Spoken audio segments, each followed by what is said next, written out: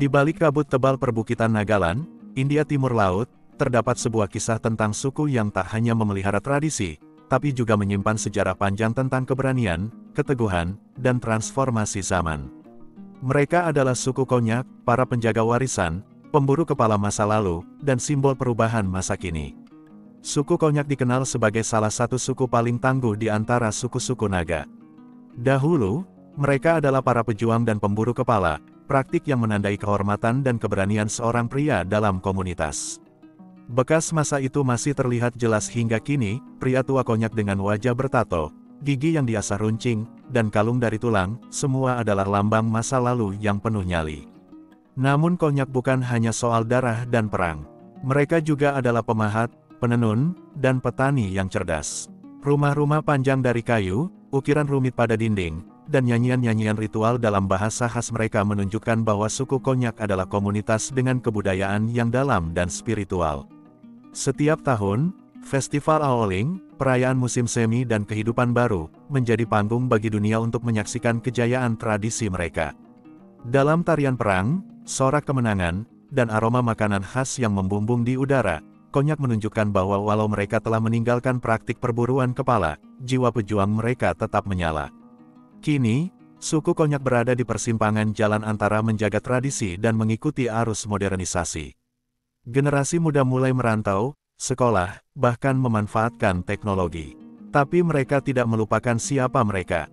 Bahkan di tengah dunia digital, tato-tato di wajah para tetua menjadi pengingat tentang identitas yang tidak bisa dihapus zaman. Di tengah dunia yang terus berubah, suku Konyak adalah kisah tentang keberanian untuk berubah tanpa kehilangan akar. Mereka adalah bukti bahwa tradisi tidak harus mati, ia hanya perlu bertransformasi, tanpa kehilangan jiwanya. Dunia mungkin mengenal suku Konyak dari tato wajah dan sejarah perburuan kepala mereka, tapi ada begitu banyak sisi lain dari mereka yang tetap tersembunyi dalam sunyi perbukitan Nagaland. Fakta-fakta berikut mengungkap betapa kaya dan kompleksnya kehidupan Konyak, jauh melampaui stereotip yang selama ini dikenal dunia luar. Suku Konyak tidak hidup dalam kekacauan tanpa hukum. Mereka memiliki sistem pemerintahan adat yang rapi dan kuat. Setiap desa dipimpin oleh seorang ang, raja tradisional, yang kekuasaannya diturunkan secara turun-temurun. Uniknya, pengaruh seorang ang bisa melampaui batas desa, bahkan ke beberapa desa di wilayah perbatasan Myanmar, tempat suku Konyak juga bermukim. Dalam satu kasus, seorang ang bisa memimpin hingga 70 desa, sebuah jaringan kekuasaan adat yang luar biasa, yang belum banyak diketahui oleh antropolog dunia. Setiap garis pada wajah pria Konyak memiliki arti khusus. Tato tidak sembarangan diberikan, itu adalah semacam sertifikat kehormatan atas jasa dan keberanian. Hanya mereka yang pernah bertempur dan memenggal kepala musuh yang berhak menyandang pola-pola tertentu. Bahkan bentuk dan letak tato bisa menunjukkan desa asal dan posisi sosial seseorang. Meski hidup terpencil, Konyak memiliki pemahaman teknologi senjata yang cukup maju pada masanya. Mereka mampu membuat senjata api rakitan dari logam yang dicairkan sendiri dan dirakit manual tanpa cetakan modern. Senjata-senjata ini, seperti senapan laras panjang buatan sendiri, digunakan untuk berburu dan melindungi desa dari serangan luar. Penelitian genetik dan linguistik menyebutkan bahwa suku Konyak memiliki akar jauh yang terhubung dengan kelompok etnis di Myanmar bagian utara dan Yunnan, Tiongkok. Bahasa mereka memiliki kemiripan fonetik dengan dialek-dialek Tibeto-Burman, menunjukkan bahwa leluhur mereka adalah para migran purba yang menyeberangi pegunungan berabad-abad silam. Ada sejumlah ritual kuno yang hingga hari ini masih dijaga kerahasiaannya oleh tetua adat. Salah satunya adalah Moatsu, upacara tertutup untuk membersihkan energi desa sebelum musim tanam. Ritual ini melibatkan tarian, pengorbanan binatang, dan doa-doa dalam bahasa kuno yang tidak lagi dipahami generasi muda. Mereka percaya bahwa membuka ritual ini ke dunia luar akan membawa ketidakseimbangan roh leluhur. Instrumen musik tradisional mereka seperti lok drum gendang raksasa yang bisa mencapai panjang lebih dari 10 meter, tidak hanya digunakan untuk perayaan, tapi juga sebagai sarana komunikasi antar desa. Bahkan irama tertentu hanya boleh dimainkan oleh pria, dan dalam kondisi tertentu. Perempuan memainkan alat musik yang berbeda dengan makna spiritual yang juga unik, sebagai bentuk keseimbangan yin yang dalam tatanan hidup mereka. Suku Konyak memegang kepercayaan bahwa gunung, sungai, dan batu-batu besar memiliki roh penjaga. Sebelum berburu atau menebang hutan, mereka mengadakan upacara permisi untuk minta izin kepada roh penjaga alam. Mereka percaya bahwa ketidakseimbangan dengan alam akan membawa penyakit, gagal panen, bahkan konflik antar desa.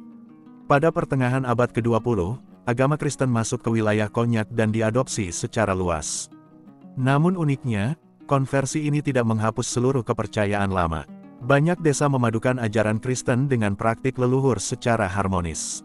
Gereja-gereja berdiri berdampingan dengan tempat suci kuno, menunjukkan identitas spiritual yang terus berkembang. Suku Konyak bukan sekadar cerita perang dan tato.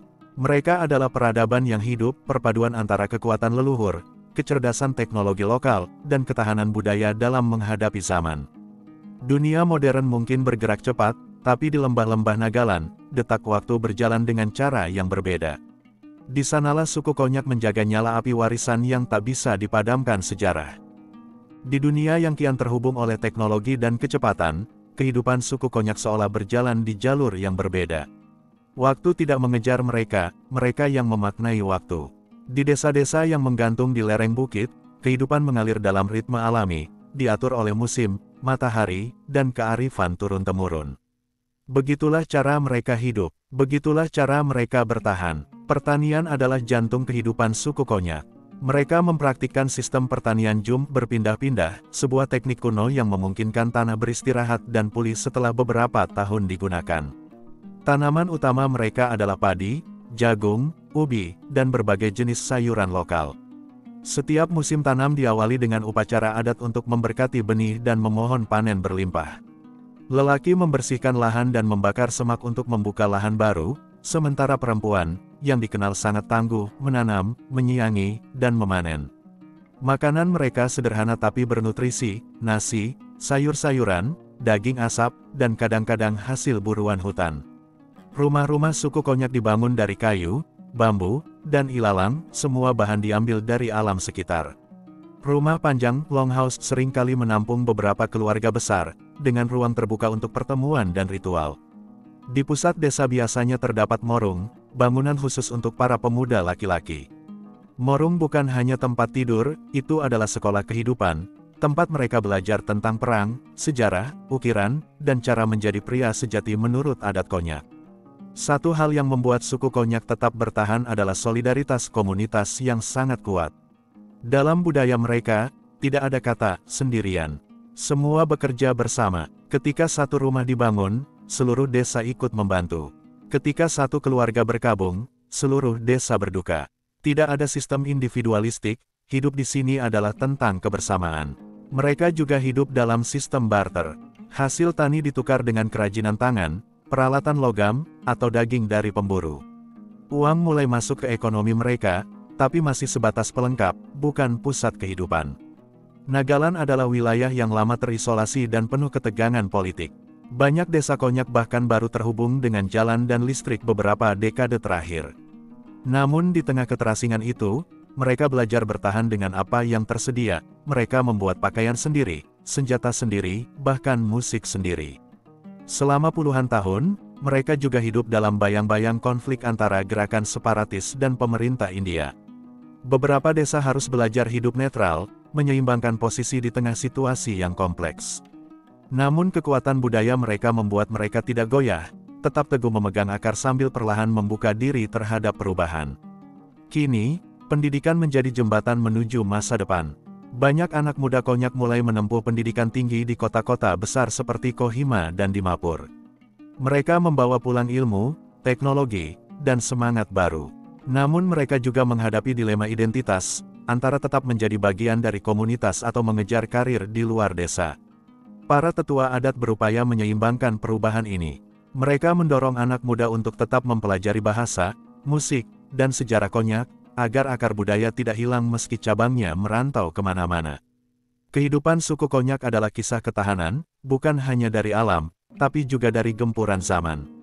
Mereka hidup dari tanah, dari tradisi, dari solidaritas, dan dari keberanian untuk terus menjadi diri sendiri di tengah perubahan dunia. Jika pria suku Konyak dikenal sebagai pemburu kepala, bertato dan penuh simbol keberanian, maka wanita Konyak adalah kekuatan yang lebih sunyi, namun tidak kalah penting.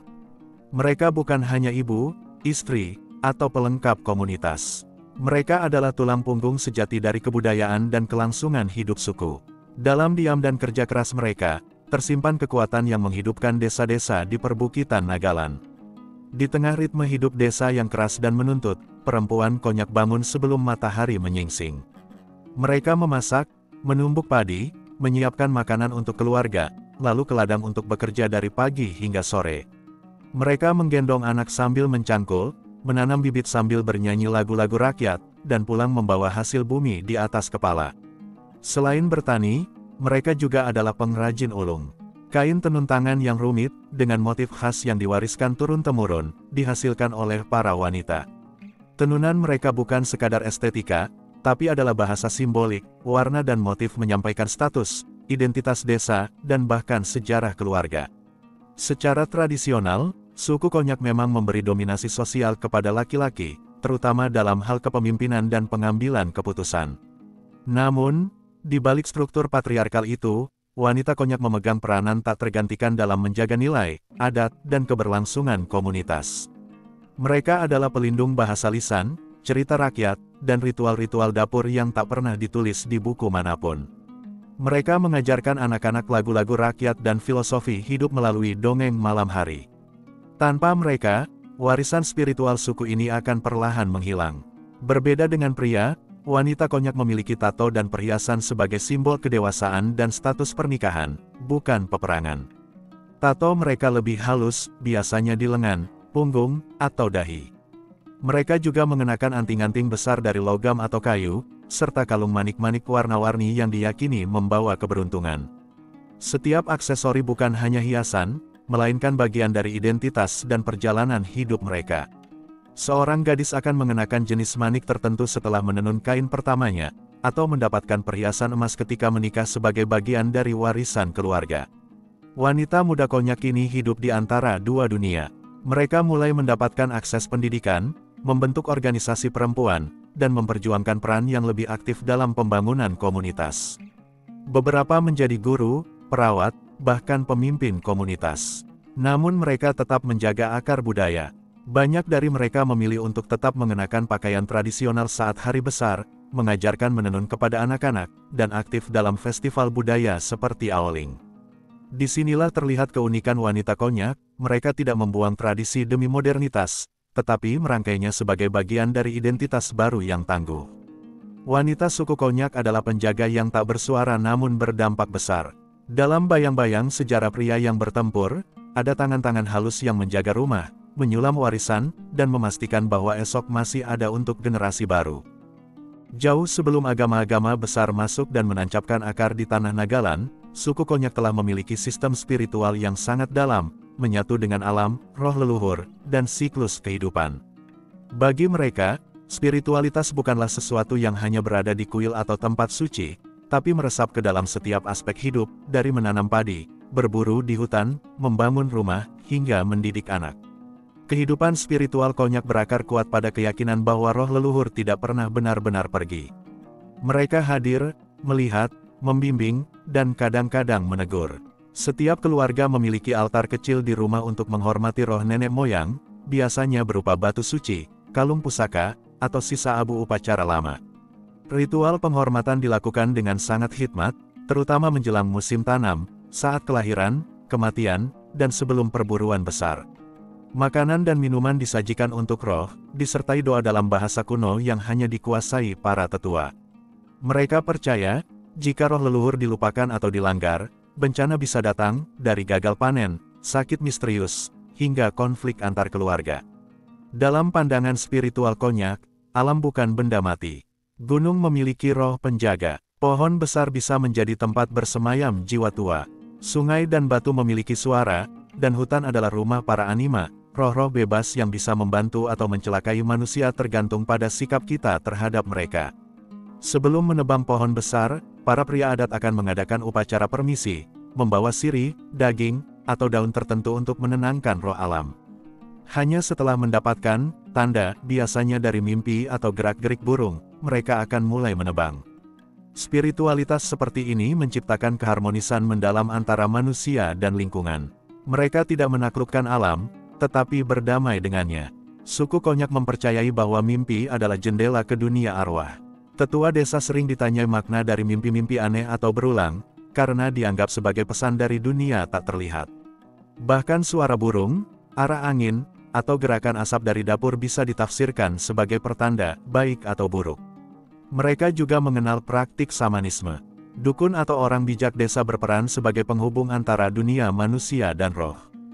Mereka bisa memanggil roh untuk penyembuhan, meminta hujan, atau mengusir roh jahat dari rumah. Seiring masuknya agama Kristen, spiritualitas Konyak tidak menghilang begitu saja. Banyak dari mereka yang masih menggabungkan dua dunia secara unik. Misa bisa diadakan di gereja pagi hari, lalu malamnya keluarga tetap menyuguhkan makanan ke altar leluhur dalam upacara keluarga. Hal ini menciptakan spiritualitas yang tidak hitam putih, melainkan penuh lapisan. Di satu sisi mereka memeluk ajaran Yesus, di sisi lain mereka masih mendengar bisikan leluhur di dalam hutan dan hujan. Gereja tidak menggantikan gunung, mereka berjalan berdampingan. Bagi suku Konyak, spiritualitas bukanlah sistem dogma, melainkan napas kehidupan. Ia hidup dalam tanah, air, langit, dan cerita. Ia bukan hanya soal percaya, tapi soal merasakan, menghormati, dan terhubung dengan yang dulu, yang kini, dan yang belum datang. Di balik wajah bertato dan suara gendang perang, suku Konyak menyimpan harta karun tak ternilai, kisah-kisah kuno yang diwariskan dari mulut ke mulut, generasi demi generasi. Mitos dan legenda ini adalah fondasi tak tertulis dari identitas mereka, mengajarkan nilai, memperingatkan bahaya, menjelaskan alam, dan menjaga roh komunitas tetap hidup. Bagi suku Konyak, mitos bukanlah sekadar cerita masa lalu. Ia adalah kebenaran yang berjalan berdampingan dengan kenyataan, dan kadang-kadang, bahkan lebih dipercaya daripada fakta. Salah satu legenda paling sakral di kalangan Konyak menceritakan bahwa leluhur pertama mereka lahir dari sebuah batu suci di puncak Gunung Wancing. Diceritakan, pada malam badai, batu itu retak dan mengeluarkan cahaya terang. Dari retakan itu muncul seorang pria dan seorang wanita, pasangan pertama yang kemudian menjadi nenek moyang semua suku Konyak. Burung elang putih, yang diyakini sebagai roh langit, terbang mengitari mereka selama 7 hari dan mengajarkan cara berburu, bertani, serta menenun kain. Itulah mengapa burung elang dianggap makhluk suci, dan bulunya sering digunakan dalam upacara-upacara penting. Di beberapa desa Konyak, ada bagian hutan yang disebut Wanlau. Hutan ini tidak boleh dimasuki siapapun, bahkan oleh pemburu sekalipun. Mitos menyebutkan bahwa hutan itu dihuni oleh makhluk gaib bernama Apurak, penunggu tanpa wajah yang bisa meniru suara siapapun yang pernah kamu kenal, ibu, ayah, saudara, untuk memanggilmu masuk. Jika kau mengikuti suara itu, kau akan tersesat selamanya. Dikatakan, satu-satunya cara kembali adalah dengan melemparkan potongan tubuhmu sendiri sebagai persembahan. Hingga kini, orang-orang Konyak masih memberi persembahan di tepi hutan itu, daun, makanan, atau manik-manik, agar Apurak tidak mengganggu desa. Sebuah legenda romantis dan penuh makna bercerita tentang seorang pemburu muda yang jatuh cinta pada seorang gadis yang turun dari awan setiap pagi untuk mandi di sungai. Gadis itu memiliki rambut dari cahaya matahari dan kulit seputih susu hutan. Pemburu itu mengikuti gadis itu selama 7 hari, tapi selalu kehilangan jejaknya. Pada hari ke-8, ia berhasil merebut syal awan sang gadis dan menyembunyikannya. Tanpa syal itu, gadis awan tak bisa kembali ke langit. Ia pun tinggal di desa dan menjadi istri sang pemburu, tapi setiap malam, ia menangis menatap langit. Akhirnya, sang pemburu mengembalikan syal itu, dan gadis itu menghilang dalam kabut pagi untuk selamanya. Cerita ini diajarkan sebagai pelajaran tentang cinta, kehilangan, dan pentingnya membiarkan sesuatu bebas jika memang bukan milik kita. Dalam satu versi cerita spiritual, para pemburu kepala yang gugur di medan perang tidak benar-benar mati. Mereka dipercaya tinggal di sebuah desa roh bernama Monyak Nok, tempat arwah para pejuang berkumpul, minum arak bersama, dan menyusun lagu perang untuk generasi berikutnya. Kadang-kadang, suara teriakan perang dari Monyak Nok bisa terdengar saat angin kencang menerpa lereng bukit. Para tetua mengajarkan bahwa jika kau mendengar suara itu saat malam gelap, jangan takut, itu berarti para leluhur memberkatimu dengan keberanian dan kekuatan. Mitos dan legenda suku Konyak bukanlah sekadar dongeng pengantar tidur. Ia adalah peta spiritual, kompas moral, dan jendela menuju dunia yang tak terlihat, dunia di mana leluhur, alam, dan roh berjalan bersama manusia. Di dunia yang terus berubah dan menggoda untuk melupakan masa lalu, suku Konyak adalah bukti hidup bahwa adat dan budaya bukan beban yang harus ditanggalkan, tetapi lentera yang harus dijaga. Dari struktur sosial hingga upacara harian, dari pakaian hingga tata ruang desa, setiap aspek kehidupan mereka diikat oleh benang merah tradisi yang kuat. Bagi Konyak, budaya bukan benda mati yang dipamerkan di museum. Ia adalah napas yang dihirup setiap hari, dalam kerja, dalam ibadah, dalam perayaan, dan bahkan dalam duka. Kehidupan sosial suku Konyak dibentuk oleh sistem kepemimpinan tradisional yang disebut Angship. Seorang kepala suku atau raja desa, dihormati sebagai pemimpin spiritual dan administratif. Kekuasaannya bukan hanya simbolis, ia memimpin upacara, menyelesaikan konflik, dan menjadi penghubung antara manusia dan roh leluhur. Dalam struktur sosial ini, ada pembagian peran yang jelas, tetua adat sebagai penasehat moral, pemuda sebagai penjaga keamanan, dan wanita sebagai pengatur kehidupan domestik serta penjaga tradisi harian. Setiap individu tahu tempat dan tanggung jawabnya dalam komunitas. Morung adalah institusi budaya paling ikonik dalam masyarakat Konyak. Ini adalah rumah besar yang diperuntukkan bagi para pemuda desa, tempat mereka tinggal bersama, belajar tentang adat, kerajinan, berburu, strategi perang, hingga sejarah desa. Disinilah nilai-nilai seperti keberanian, loyalitas, kerjasama, dan kehormatan ditanamkan. Tidak heran jika setiap pria dewasa Konyak memegang prinsip hidup yang teguh, karena sejak muda mereka dibentuk dalam kerangka moral yang kokoh. Pakaian adat Konyak kaya warna dan makna. Laki-laki memakai kain tenun bergaris merah hitam, ikat kepala bulu burung, dan perhiasan dari tulang atau gigi binatang hasil buruan. Wanita mengenakan rok kain tenun, kalung manik-manik warna-warni, serta perhiasan dari logam dan batu. Setiap warna dan pola memiliki arti simbolik, merah untuk keberanian, hitam untuk kesetiaan, dan kuning untuk kemakmuran. Tak hanya estetika, pakaian adalah bentuk komunikasi, menunjukkan usia, status sosial, bahkan kisah hidup seseorang. Tarian dan musik tradisional adalah jantung dari setiap perayaan Konyak. Tarian perang mereka, dengan gerakan menghentak, teriakan serempak, dan pukulan gendang raksasa, tidak hanya menggambarkan semangat pertempuran, tetapi juga kekompakan dan kekuatan komunitas. Instrumen seperti lok drum, gendang besar yang diukir dari batang kayu utuh, suling bambu, dan alat petik sederhana dimainkan dengan penuh makna spiritual.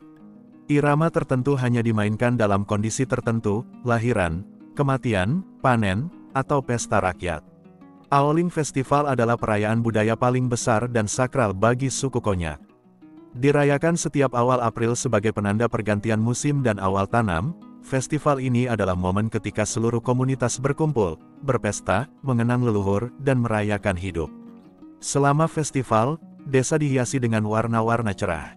Semua orang mengenakan pakaian terbaik mereka.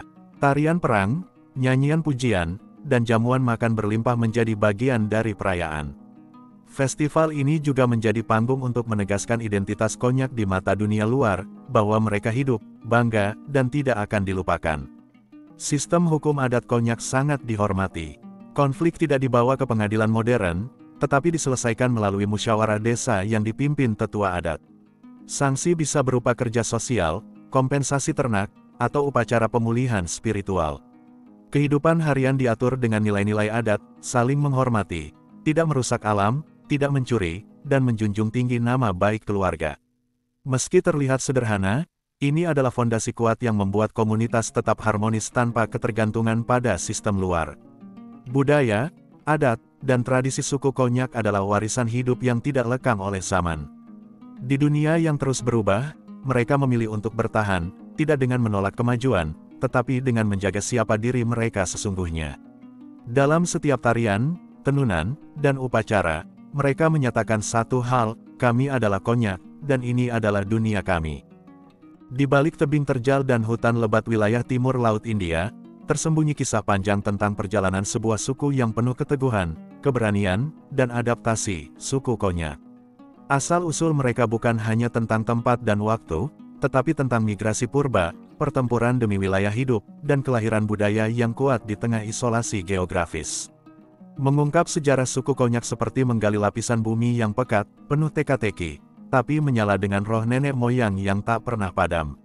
Penelusuran antropologi dan linguistik mengaitkan asal-usul suku Konyak dengan rumpun Tibeto-Burman, kelompok besar yang bermigrasi dari dataran tinggi Asia Tengah, melalui Tibet dan wilayah Yunnan Tiongkok Selatan kemudian menyusuri lembah-lembah Myanmar, hingga akhirnya mencapai perbukitan yang kini dikenal sebagai Nagaland. Diperkirakan migrasi ini terjadi berabad-abad lalu, bahkan sebelum penanggalan sejarah tertulis. Mereka menetap di wilayah yang sekarang menjadi perbatasan India dan Myanmar, membentuk desa-desa kecil, dan mengembangkan kehidupan yang terpaut erat dengan alam liar. Beberapa tradisi dan bahasa Konyak masih menunjukkan kesamaan dengan kelompok etnis di Tiongkok Selatan dan Myanmar Utara, menguatkan teori bahwa mereka adalah bagian dari gelombang besar migrasi prasejarah. Pada masa lalu, sejarah suku Konyak tidak ditulis dengan tinta, melainkan dengan darah dan nyali. Mereka dikenal sebagai pejuang ulung dan pemburu kepala, sebuah praktik yang, meski kini sudah ditinggalkan, dulunya menjadi inti kehormatan seorang pria. Perang antar desa merupakan bagian dari struktur sosial mereka. Bukan karena kebencian, melainkan sebagai bentuk ritual dan pengukuhan kekuasaan. Kepala musuh yang diambil tidak hanya menjadi simbol kemenangan, tetapi dipercaya membawa kekuatan spiritual ke desa pemenang, memberi kesuburan, keberuntungan, dan perlindungan. Disinilah tato khas di wajah dan tubuh pria Konyak menjadi penting, itu adalah peta hidup, yang mencatat keberanian, jumlah kepala yang berhasil dibawa pulang, dan peran sosialnya dalam komunitas. Kolonialisme Inggris menjadi titik awal perubahan besar dalam sejarah Konyak. Pada akhir abad ke-19 hingga awal abad ke-20, ekspedisi militer dan misionaris Kristen mulai memasuki Nagaland. Pemerintah kolonial Inggris secara bertahap menghentikan praktik perburuan kepala, membangun jalan, dan memperkenalkan sistem pemerintahan modern. Bersamaan dengan itu, agama Kristen mulai menyebar di kalangan Konyak. Banyak yang menerima ajaran baru ini, namun tetap menjaga akar adat mereka. Ini menciptakan bentuk spiritualitas dan sistem nilai yang unik, perpaduan antara iman baru dan jiwa tradisional. Pada pertengahan abad ke-20, wilayah Nagaland secara resmi menjadi bagian dari India. Suku Konyak mulai mendapat pengakuan politik dan budaya sebagai salah satu etnis utama di kawasan itu. Mereka memiliki perwakilan dalam pemerintahan lokal, akses ke pendidikan, dan infrastruktur yang semakin membaik. Namun, sejarah juga mencatat bahwa masa transisi ini tidak mudah. Ada konflik separatis, marginalisasi identitas lokal, dan tantangan menjaga budaya tetap hidup di tengah arus globalisasi. Tetapi Konyak tidak tenggelam, mereka bertahan, mengangkat sejarah mereka sebagai sumber kekuatan, bukan trauma. Kini, festival, rumah adat, dan tato tradisional bukan lagi simbol keterbelakangan, tetapi kebanggaan yang mendunia. Sejarah suku Konyak adalah sejarah tentang perpindahan, perlawanan, dan penyembuhan. Tentang leluhur yang menyeberangi pegunungan, tentang darah yang tumpah demi kehormatan, dan tentang komunitas yang terus menenun masa depan di atas kain tua tradisi mereka.